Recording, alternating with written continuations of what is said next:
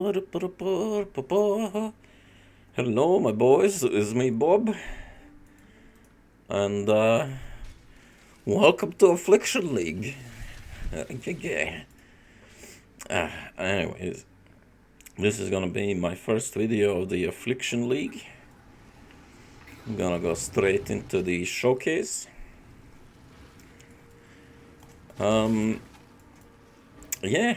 So far, the league is great. I love it. I like the league mechanic and everything.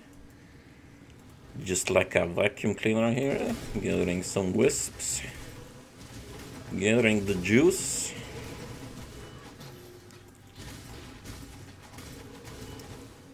So I've decided to go with my Frostblades build. This is like, I think, third time I'm making it. And this time I do have like a more advanced plan for it. I'm not gonna make like 10 different builds this time around. I'm gonna try to get my Frosty Blades to a Mega Chad status. But anyways, this video is not gonna be about the Frosty Blades build. I'm gonna cover that in a different video if you guys are interested. Anyways, this will be about the farming strategy that I've been doing for a couple of days now, and it is my classic Frosty strat. I did cover this before in a video, but I thought I will just make it again, as it is slightly different, and you know, just to kind of make a video. So basically, it's a low tier juice strat, and it is a fairly profitable strategy. It might not be as profitable as some of the, you know, Giga Chad established farm strategies. I mean, I don't know, but I rarely ever like track things like currency per hour type of shit because I can't be bothered.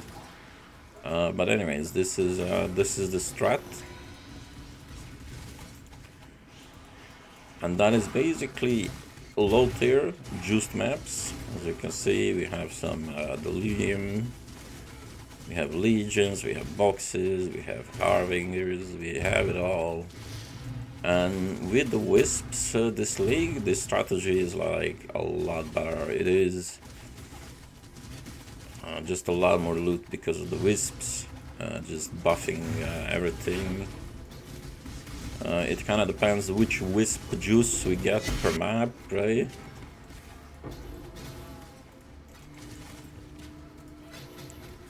There we get the currency one, or we get a lot of purple one, or a lot of yellow one. But they're all good.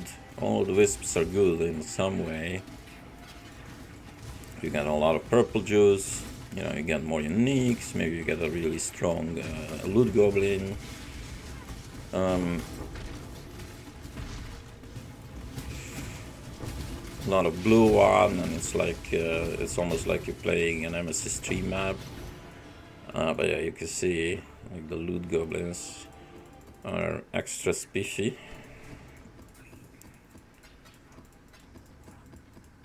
I think this is like my third or fourth winged scarab. Now, the winged scarabs were fairly common in this strat anyways, because it is a juiced up map, but it's definitely juicier, I would say, than it ever was on account of the wisps.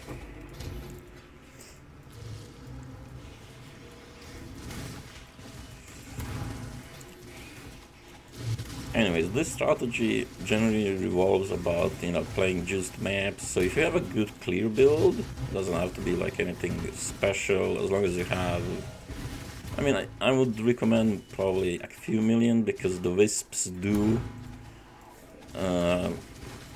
buff up the mobs a lot. God damn it, I missed like half of the legion here. You know, they do buff the mobs a lot, right? So it's like a lot of mobs are like something between 3 to 5 times more tankier sometimes than like they would normally be.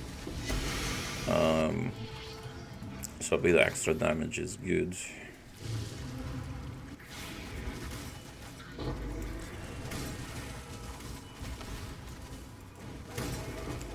But in order to start this strat, you don't need a whole lot. I mean, I started this strat when I had like barely a divine invested in the build, right?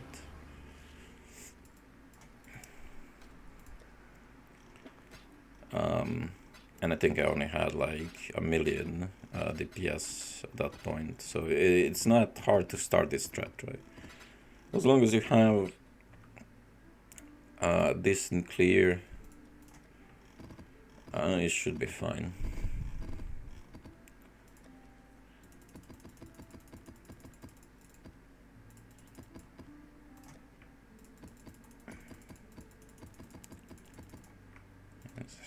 There we go.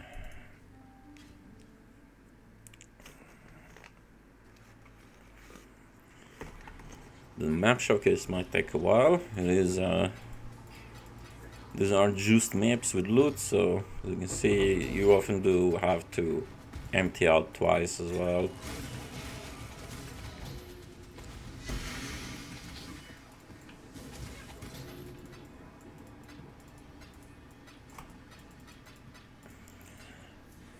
Now that might also depend on how strong your filter is. I do run Uber strict, but I did modify it a lot. Because, and you have to, otherwise you won't see low tier maps if you don't. What is this? Nothing.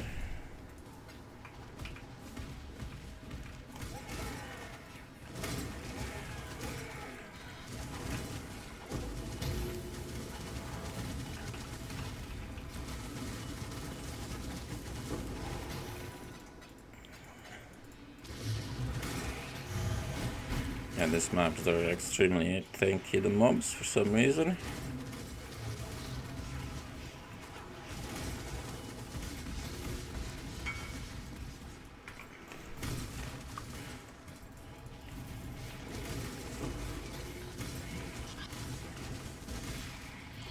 Wait, what?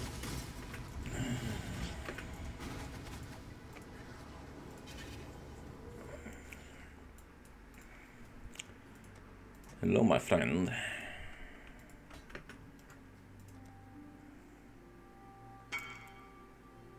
Yeah, I figure.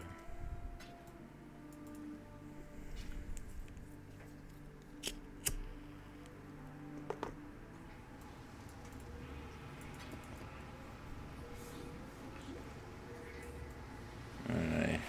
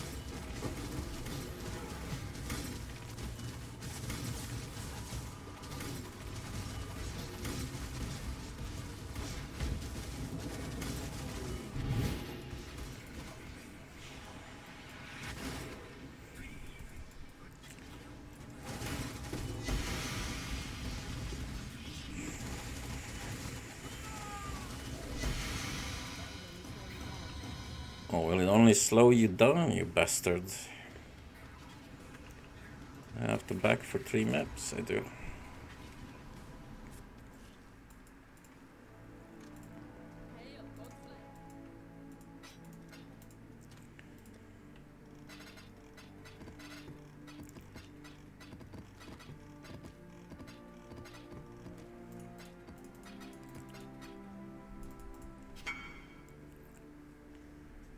What is it now?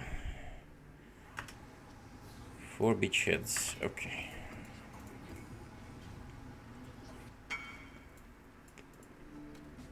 Yes. I will take your div, baby. 4.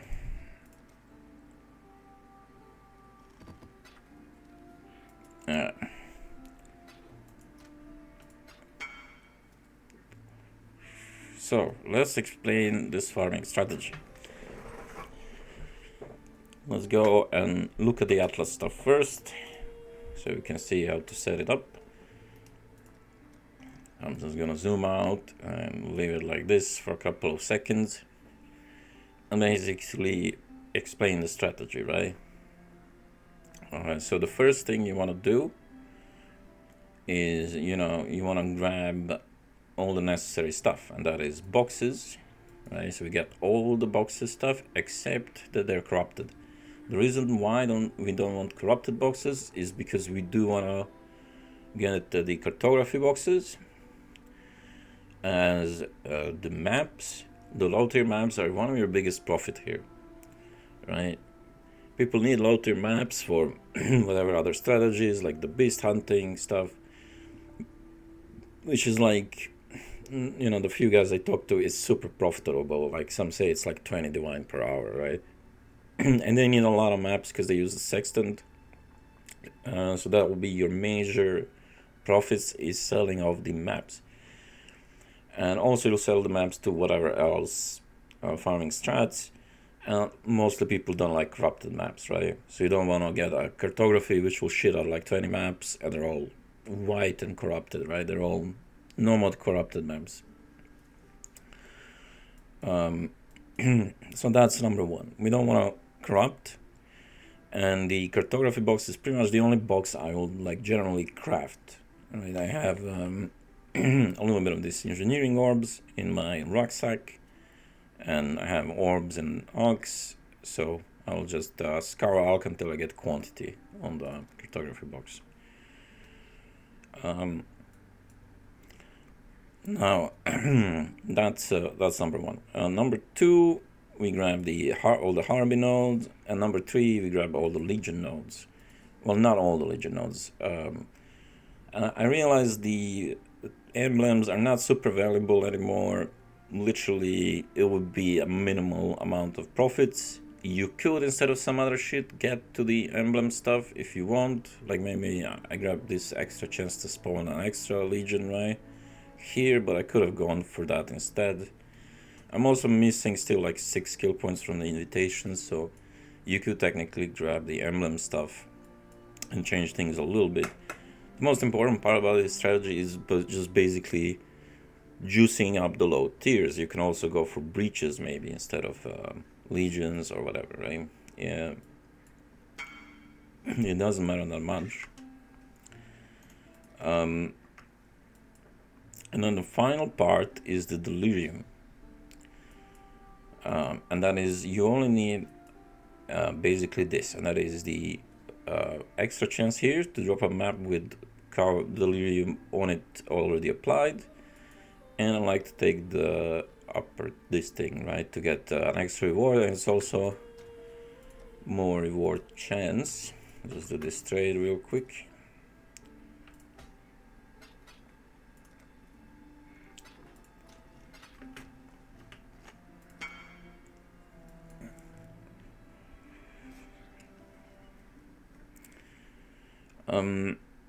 And I will explain that. And the rest just goes into as much of these quant nodes and all of these effective modifier mods, right? To get more loot. Alright.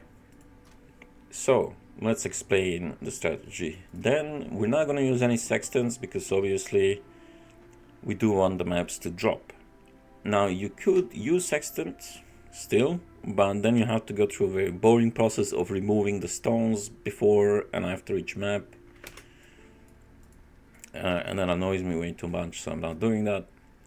Anyways, the setup for scarabs is Legion.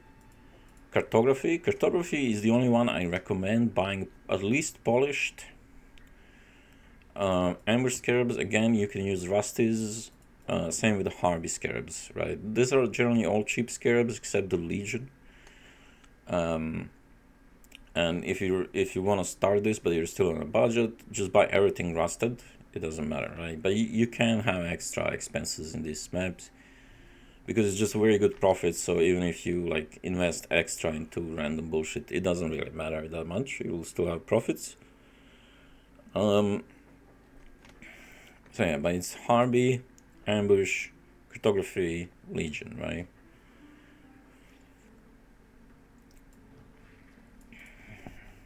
Fairly simple.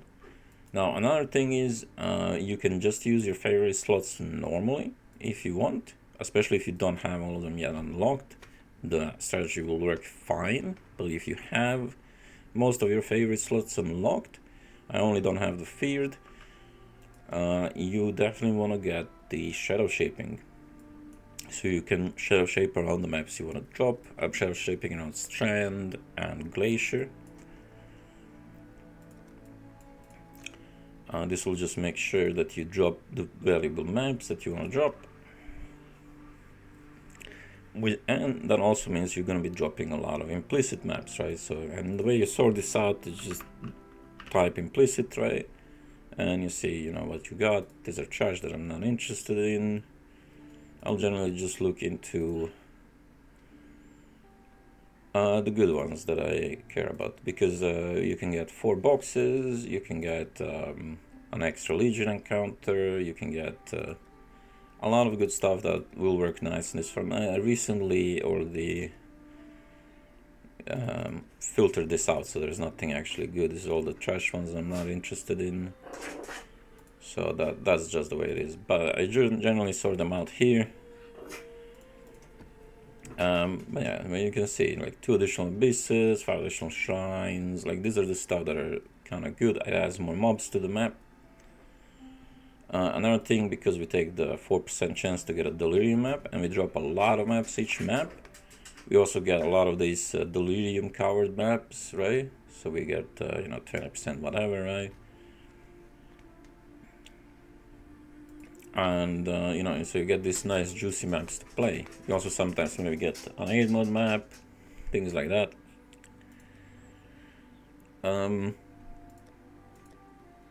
Yeah, that's about it in terms of your maps. And of course there is also a lot of like pure divines on this strategy. One, because we're doing Legion, so of course, you know, a lot of pure divines will come from the ornate incubator, sometimes just directly from the Legion, sometimes just because the map is just very juiced, right? Then we have the fracturing shards will sometimes drop from the harbingers. A lot of this stuff we're putting in the map device, right? The mechanics like Legion is just profitable on its own, right? And it also adds to the whole getting more maps, right? So this will pay itself off. The scarabs, the box scarabs will pay themselves off like twice over, because not only you get the cartography box, which is like a big influx of maps, you will eventually hit like a double divine on a currency box, or you will hit something and you will just pay off all the scarab investment. Maybe you'll get like a good divination card on the div one or whatever, right? The scarabs are just very good. The Ember scarabs are just very good. Now you do also get a lot of those operatives for like scarabs, but I generally don't sell shit until I have at least 1 divine worth of it, and I haven't really gotten anything yet. Like I haven't really sold any scarabs, and the operatives boxes don't drop that much scarabs. Like you see, I don't really have a whole lot yet. And all this gilded and polished dropped from you know, the loot goblins and stuff, because you can't drop from the operatives on low tiers anything but rusted, right?